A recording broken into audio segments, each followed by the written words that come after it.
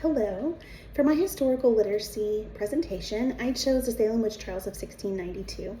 Instead of just teaching my students what happened during the trials, I would use this topic to help them understand how historians analyze primary sources and why different historical accounts have to be evaluated really carefully.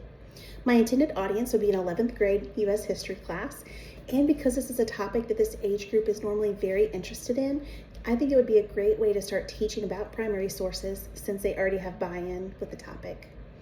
Most students already know that people were accused of witchcraft in Salem, but they may not understand why the accusations spread or how historians determine what actually happened. Instead of beginning with a lecture, I would start by introducing two primary documents from America's historical imprints that were written by people living during the time or immediately after the crisis. The first source is Cotton Mather's The Wonders of the Invisible World. Mather believed that Satan was actively working in New England and wrote in defense of many of the court's actions. His work provides really valuable insight into the religious beliefs that influenced many colonists during the trials.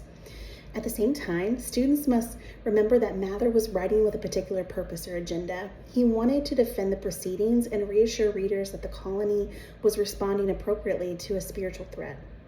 Next, I would introduce Samuel Willard's Some Miscellany Observations on Our Present Debates Respecting Witchcrafts. Unlike Mather, Willard questioned whether some of the evidence being used in the trials was really reliable and urged greater caution before condemning the accused. Students immediately see that even two respected Puritan ministers could interpret the same events differently. At this point, I would ask students several questions. I would ask, why do these authors disagree? Who was each author writing for? What was each author trying to accomplish? How might each author's beliefs have influenced what he wrote? And some other questions like this. These questions should encourage students to think like historians instead of just looking for one correct answer. Then, to provide additional historical context, I would incorporate Mary Beth Norton's article on witchcraft in the Anglo-American colonies.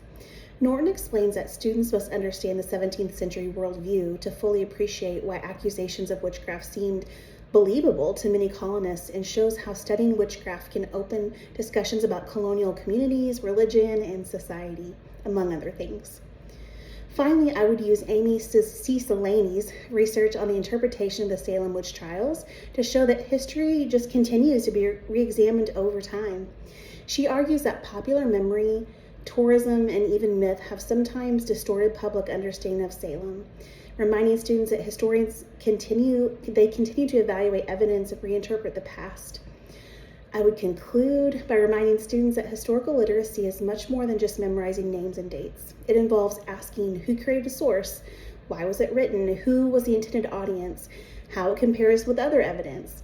The Salem witch trials provide a really good opportunity to demonstrate that history is constructed through careful analysis of multiple perspectives, not just relying on a single document or interpretation. Thank you.